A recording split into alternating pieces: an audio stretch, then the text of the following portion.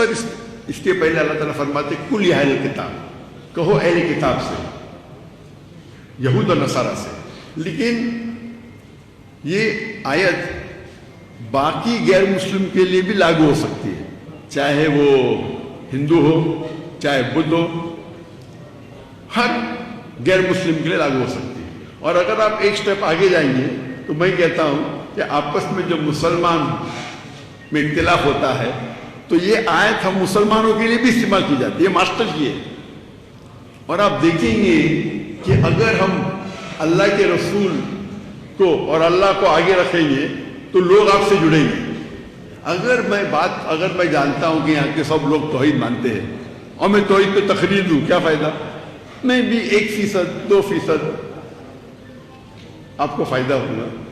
لیکن جب ہم توحید کی بات کرتے ہیں اور دیگر فرقے والے کو دعوت دیتے اللہ اور اللہ کے رسول کی، اور چھوٹی چھوٹی اختلاف کو بازو رکھتے ہیں،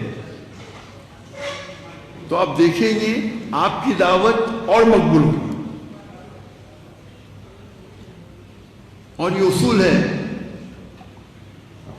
کہ فتنہ قتل سے اور بدتر ہے. تو آپ دیکھیں گے کہ میں شیخ دیدار صاحب سے متاثر ہوا اور دعوت کے میدان میں آیا تو پہلے جب شروع کیا میں ایک دم نرم تھا، کوئی رزلٹ نہیں. پھر میں ماشاءاللہ ایک دم شیر بنا دیدار صاحب سے زیادہ.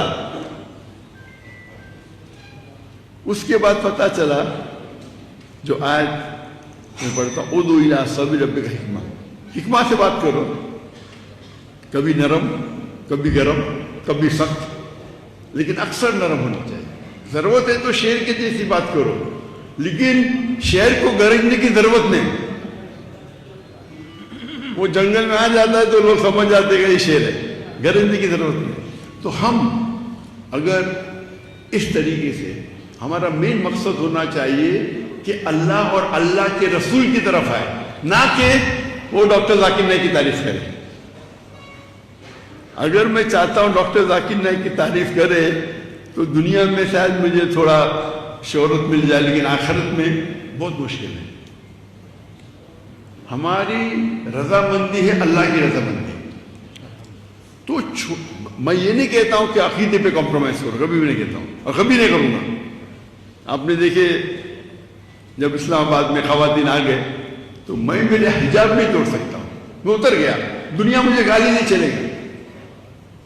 اور اگر میں قرآن و حدیث پہ سخت ہوں، ضروری نہیں ہر انسان سخت ہو.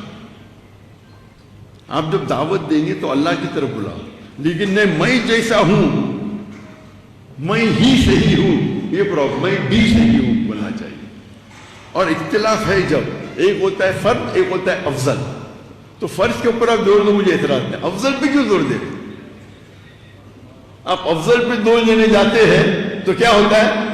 اختلاف ہوتا ہے، آپس میں جھگڑا ہوتا ہے، فتنہ پیدا ہو جاتا ہے. تو آپ کو اور آپ بڑے بڑے علماء سے جب ملیں گے، مثال کے طور پہ آپ اگر مدینہ میں سے بھی جائیں گے، ان کے علماء کے ساتھ بیٹھیں گے.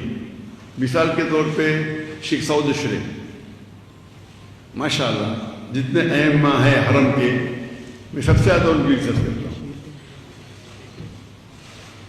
اور جب وہ بمبئی میں آئے تو ہم ان کو مختلف مساجد میں لے کے گئے، حنفی کے، شافی کے، اہل حدیث کے، جماعت اسلامی کے، اور وہ مانے بولے جانا چاہیے.